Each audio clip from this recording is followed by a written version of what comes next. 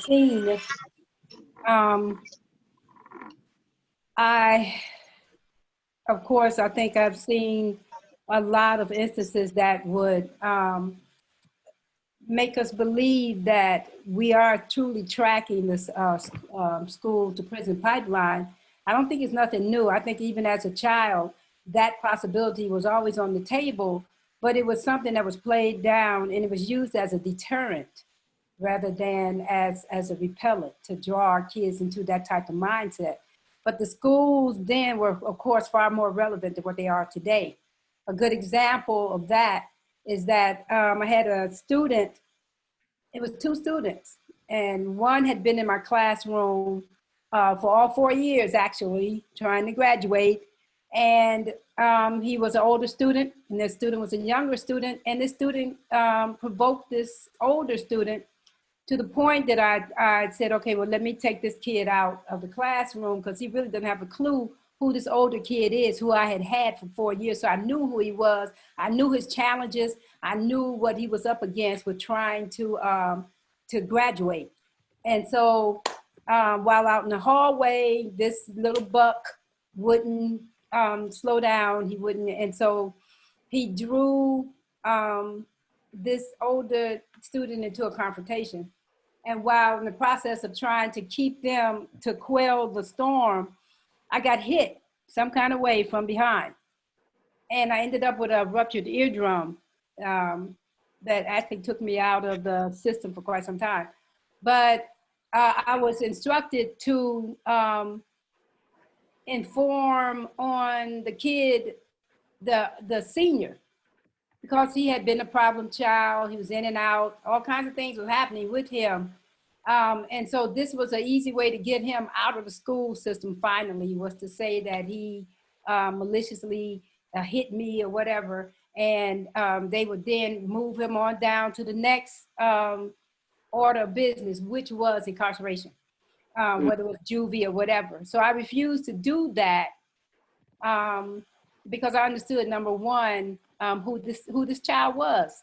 And with most of our kids, we, the educators, the teachers, the administrators, we don't have a clue who our children are, and that they come to school with a whole lot of stuff going on. They're already tracking the pipeline because of external and community problems, and it's only exacerbated from the schools. Okay, thank you so much. Mitchell, want to respond next? Have you witnessed the school to prison pipeline in effect for students that you've worked with? If so, tell a short story about how you witnessed this process and what the result was.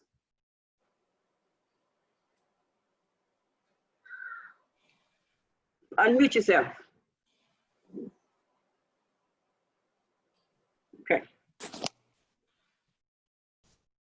I'm sorry, I was plugging in my earphones. Am I up next? It's okay. Yes, you're next. Okay, hang on 1 second so I can hear you guys clear. Okay. If you can hear me, I'll start. I'll We go can ahead and hear start. you. What I can say is that the school district I work in Clark County, the families don't even recognize how fortunate these kids are. They don't understand that some of the challenges that my urban kids have to deal with, they don't deal with. So now with that said, the only real visual that I have of this school to pipeline would be, hang on. Okay, can you guys? Yes. Okay, the only thing I could, the only thing that I've seen in my system that that outlines the school to pipeline is the fact that we use a lot of negative talk.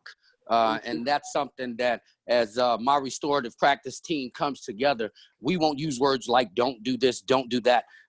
And also the fact that when it comes to punishment, suspension and things like that, we already, our kids already have a mindset that when they make a mistake, they'll be punished rather than when they make a mistake, they should learn from it. You know, when I was in the classroom, my mantra has always been that FAIL is an acronym that is your first attempt in learning. The system doesn't think that way, and it gives my kids the feeling that if they make a mistake, first off, not only are they going to be punished for it in some type of punitive manner, but they're also not going to be taught the right things to do. One of the reasons I think we fail as educators is because someone thinks that we're competent enough to teach kids how to read, write, and how to add numbers. Well, then how come we can't teach them how to behave also? Right. And that's my biggest thing with my team. The verbiage. These kids have got to understand that the system is not geared for them to make mistakes and then learn from them. So I've been fortunate in that scenario that I haven't really seen an obvious school to pipeline scenario other than the punitive punishments that are in place right now and the verbiage that's used to my kids. Okay. Jamila, and then Marshawn and Nashon. Okay, well, working in the alternative school systems, you know, a lot of students that come into the alternative school system, first of all, have been kicked out of the traditional school setting. Yeah. And along with that, a lot of them come with probation officers. Mm-hmm. They've already been introduced on one level or another to the system. Mm-hmm. If you do one more thing, this is what's going to happen. So that's a weight hanging over their heads or around their neck, you know, and their behavior and their motions is based off of that. Mm-hmm. So you have to talk to them to help first change that mindset, which is a real act in itself, you know, because our children are coming from us from deficiencies in a lot of different areas. When you're constantly told that you are nobody or that you can't accomplish certain things, our kids don't have a high value of themselves. I had one student, his statement was, all I want to do is make the C18 because I don't think I'm going to make it to 21. Wow. So you're working with those kind of lack of understanding that there's another way to get out of the system. Mm-hmm. So we have students that have from grammar school to high school that they're told that they can be in the prison system. Mm-hmm. You know, so that's what you're dealing with on a day-to-day basis. You have gangs trying to recruit them. You have parents that will accept that they're out in the streets doing things that's illegal because it brings money back into the household. So they're dealing with a very unbalanced system. Yeah. Thank you. Marshawn? All right. First, thank you again for this platform and this opportunity. I will get straight to the question. Yes, I have witnessed the pipeline's effect on students and in communities. There's a number of stories that I can speak of. And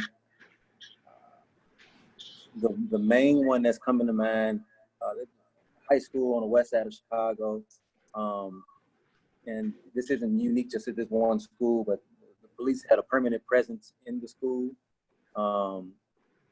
They had an office in the school, and their walkie-talkies were synced with the teachers as well as with disciplinarian, and it's like the security and administrative staff. So when a teacher would request support, whether it's behavior or, you know, run to the restroom, the police would hear it as well. So they were like an initial, they had an opportunity to be the initial response, not in moments of emergencies. So first year teacher, and that's not to say that this individual was not prepared. I know some first year teachers that come well equipped, that have came well equipped. And for this story, first year teacher had a incident with a student, and the student, wasn't on the football team, but he could have been on the football team and started and been great. She called down to support. The police came, the dean came. I was in the school as a restorative justice practitioner, and when the police came, they did not come with the intentions to de-escalate the situation. They came with the intentions of arresting. Yeah.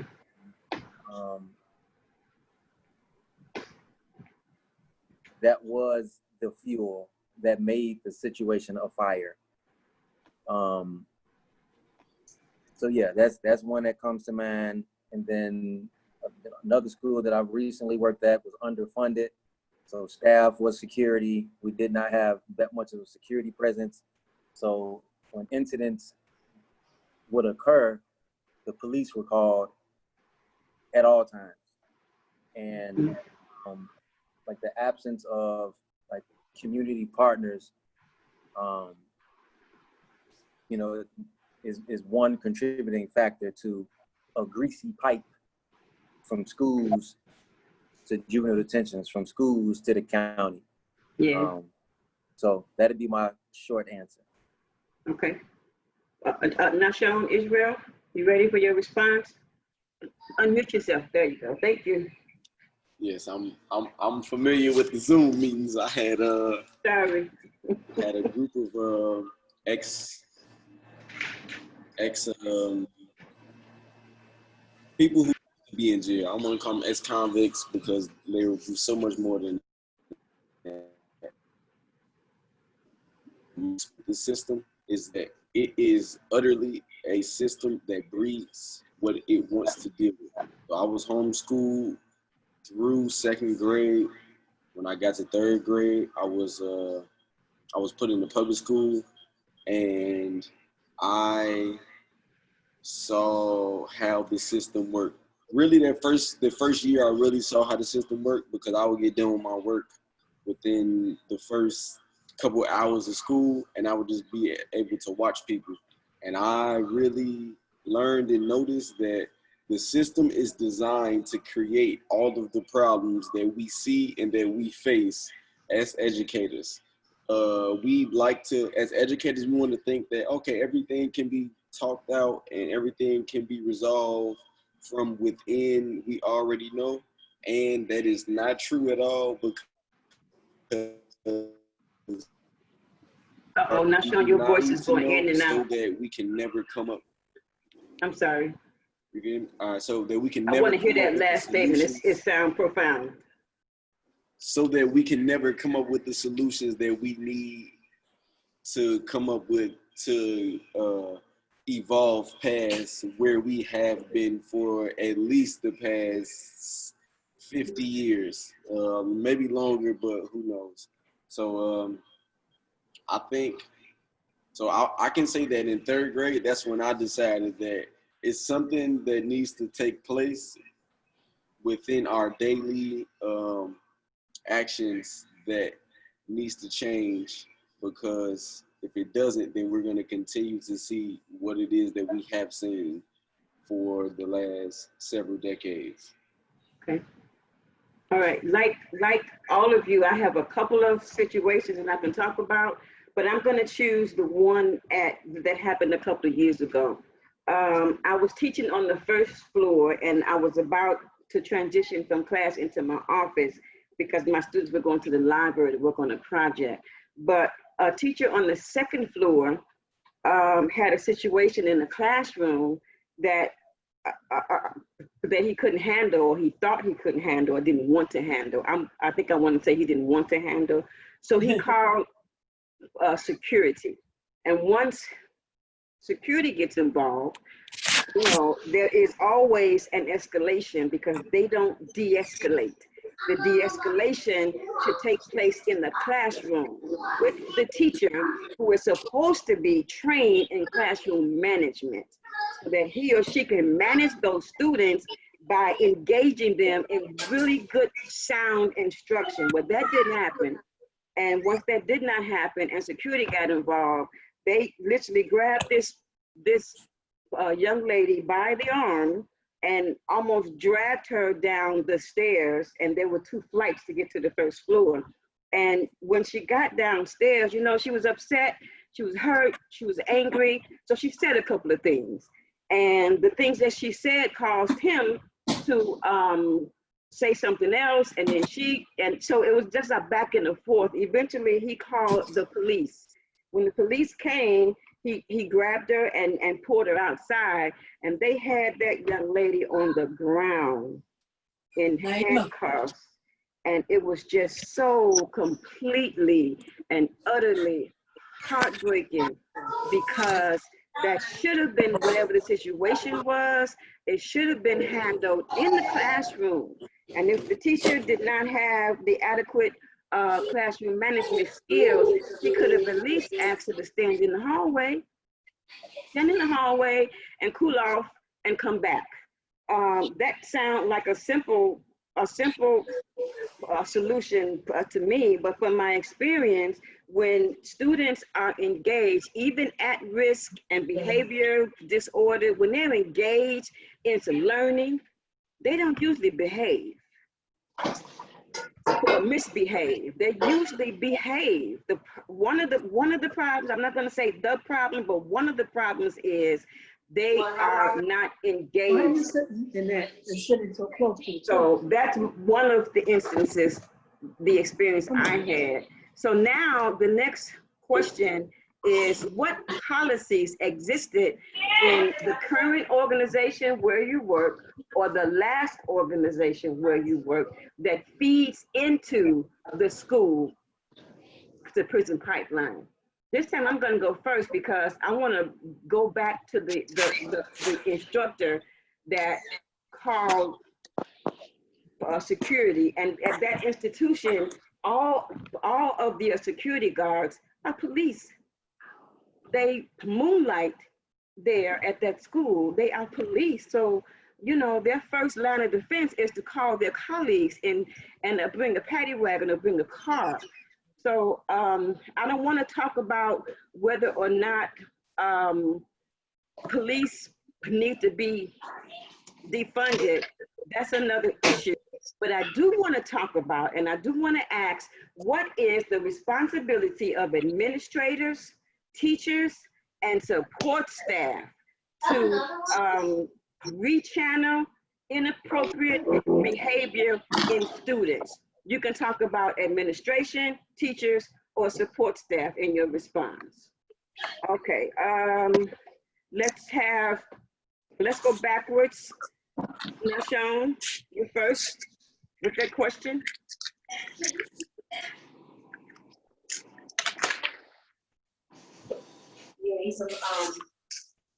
I can't hear you, Nashon.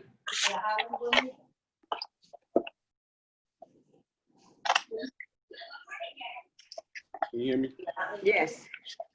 Did you hear the question? You said what? What is the responsibility of either administration, teachers, or support staff to help rechannel inappropriate behavior in students so that the police would not have to be involved? Okay.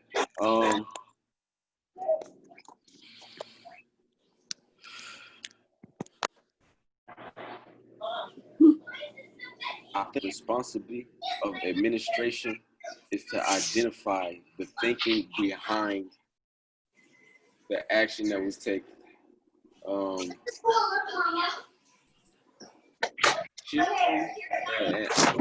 Somebody's got some background noise. Wait, stop for a second, I'm sorry. Whoever's got the background noise, if you can reach your mic for a minute until it's time for you to speak. Okay, thank you. All right, Jamila, do you have background noise? Probably so. You know how to mute your mic?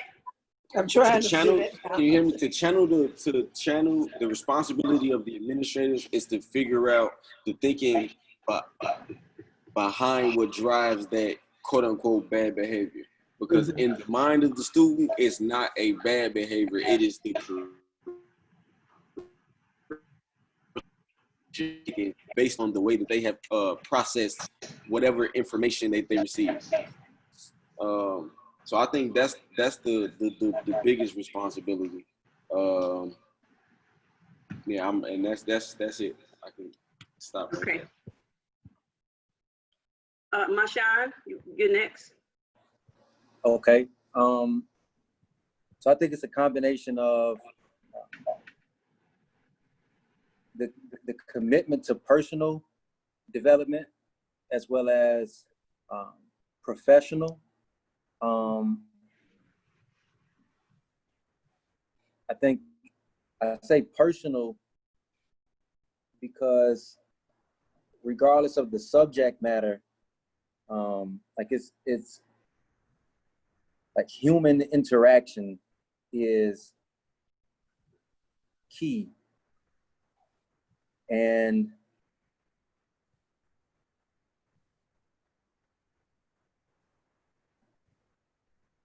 I think there are a lot of missed opportunities as a result of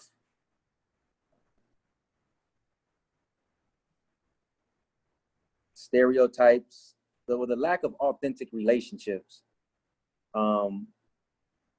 not just between the teachers and the students and students, but like with oneself. Doing restorative justice based work within schools, one of my favorite times was working with the students to increase the empathy that they have for their teachers. Okay. And not just, shifting the perspective of the students, of the teachers. So I think education is spiritual work. I think we have to see our students as they are at like a spiritual core. In the same way we see ourselves, at least that's how I approach. I have always approached sharing information.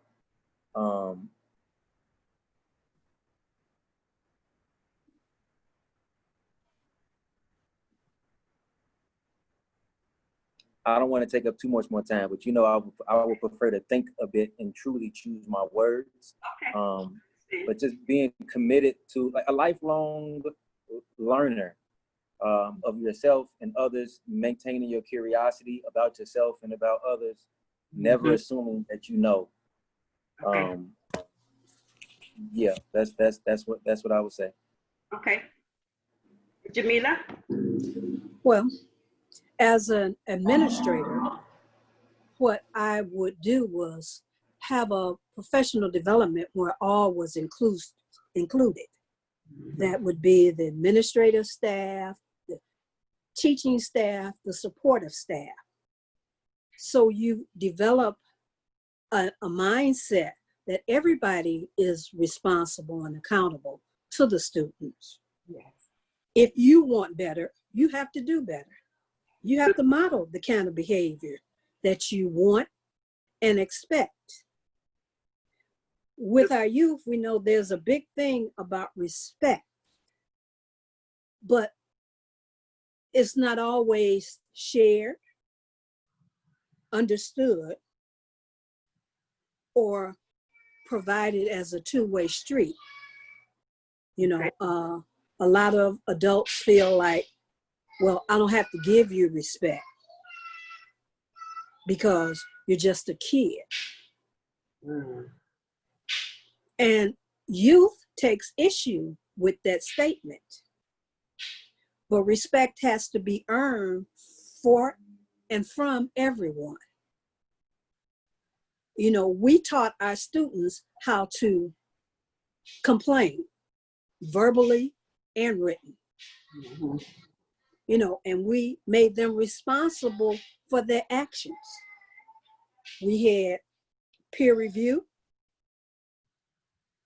where their peers would have to discuss, they would have to bring their behavior to the group and explain it in the circle. Well, why did you act like that? What could have been your response? Staff was included in that, whether it was administration, supportive, instructional, again, because if you want the students to model that and you're not giving them that, they're going to revert back to what they've learned, wherever they've learned it at. Okay. So that's our responsibility. Okay. Mitchell? Sorry, eating a late lunch. Go ahead. I believe that I have 103 people in my building, and that's a combined number of staff, support people, and also volunteers. They know it's announced at the morning meeting to all of our students in the building.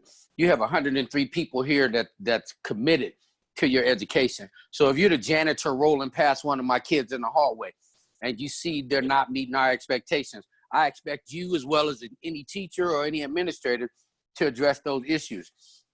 I really believe that Jamila, is that Jamila in the green? Did I get the name right? But Aquila, I'm sorry, Aquila. Miss Aquila, I heard her make some comments that I can definitely agree with. I really believe that it's up to all of us, first off, that in the 6 years that I've been in the classroom, I've never referred a student, I've never suspended a student.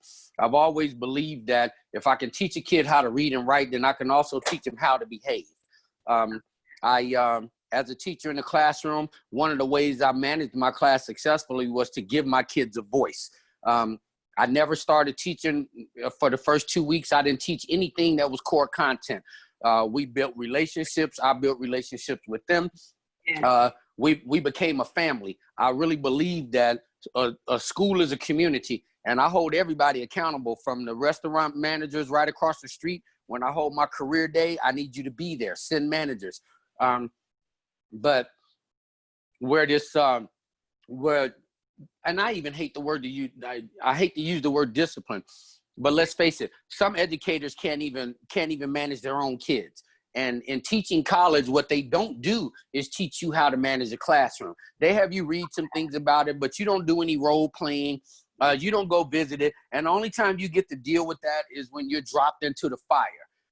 So even if you're that blonde haired, blue eyed teacher that I have from Utah that has never seen a brown skinned person before, and you now meet my, I won't use her name, but she stands about 6'2". And she's a very intimidating Black girl, but she is still just that, a girl. Yeah. And once we realize that these are just kids, through the Simba Project, I work with some of the most challenging kids in LA and a lot of different places that if you give them an F on their test, they'll be sitting on your car with a gun in their hand. And these are the kids that they're still just kids. But until teachers learn how to manage classrooms and understand that it is your job to know every single kid in that room, differentiate your instruction, differentiate your relationships. I heard Marshawn say that man, this relationship thing, that's huge for me, not only with my kids, but with their families. So if I have a problem with my student Darren, that's okay, Darren, because see, you run your house, you run mama and you run dad, but what you don't run is your Uncle Bob that's in LA. And guess who Mr. B just called? And guess who's showing up in the classroom to help us out? So once, as educators, all through the building, if you're in a school, you need to understand it's all of our job. And once everybody soaks this up and teachers stop bringing their own personal things to work and understand that, yeah, everybody has them, but your job is to teach these kids and guide them. Once everybody holds themselves accountable, I think we'll see some improvement. Yeah. I know that was a long-winded answer. Aquila, you're last, and with that, after Aquila, our half hour has long been up, and I don't want to keep you all too long. We did get through 2 questions. That was good. Aquila, you're next. So just gleaning from a word said that stuck out for me from each of the panelists: relationship, ownership, respect, expectations, family, differentiation. All these things for me means community. You know, yep. It takes the village, you know what I mean? And the simplicity of it is what escapes everybody because it's so simple. You know, it doesn't take a rocket scientist, but I remember a day when number one, the teachers came out of our communities, they lived there with us. Yeah. I remember when that teacher knew my mother, Yeah. and she knew, you know, how to handle me because I was a firecracker. And so, but, you know, it was community. We understood community. And so, and once that was taken out of the equation with technology, let's say, is that we lost the ability to invest in our children as a collective body. You know, so the administrator, the teacher, the educator, all of these are important elements that none can suffice without the other. Yeah. And so if we could, so I think the thing comes back to relationships. If our children have that relationship with you, hey, we're on our way to building those bridges, closing the gap. Thank you so much. I really appreciate you all attending this session. I got something from everybody. Everybody said something I can learn from, and that was really profound. Thank you so much. This is my first Freedom to Engage podcast. There will be more in the future. So thank you. You all were fantastic. I really appreciate you agreeing to do this, and I really appreciate your responses. Thank you so much. Michelle, before you go, I remember my mom used to tell me, you want to be great, you surround yourself with people smarter than you or you can learn from. Yeah. I can absolutely learn from everyone on this panel, and I would really appreciate it if we could share out email addresses or, and especially that I'm new and taking over this restorative justice role. I've just heard a lot of things that inspire me to speak to these people a little bit more in the future. So if we could share out some email addresses, I'd love to stay in touch with your panel.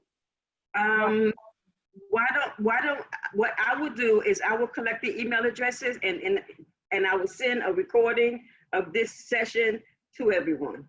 Okay. Love it. Thank you so much. Have a wonderful guys. All right. now. Have a good evening, guys. Thank you for all your input. Peace. Peace. It went well. Oh, I'm so excited. That's great. It went well. I'm glad. Yeah. How you feel? Okay. Aquila, are you still on? Yeah. I forgot to record the introduction of everybody. But what I thought to do is I took a screenshot of everyone, and then I'm gonna go backtrack and do another Zoom and put the introductions on there and show the screenshot. Hey, Jamila, we can see your face now. All the men are gone. Oh, you know what? We need to start doing this again. We can do it now because I've learned how to use Zoom. I was forced to learn how to use Zoom. Whereas before, when we tried to do it last year, I couldn't wrap my brain around it. Yeah. So we had to teach from home. I had to do it. So Where you at, JJ? So we need to, I'm excited about the possibilities, you know, what's possible. Let me see your book again. Did you find the strategies?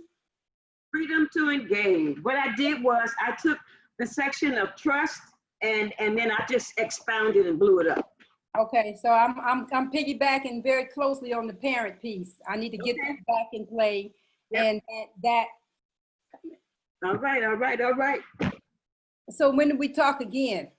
Jamila, where you at? Unmute yourself and turn your video on. We can see you now. It's just us.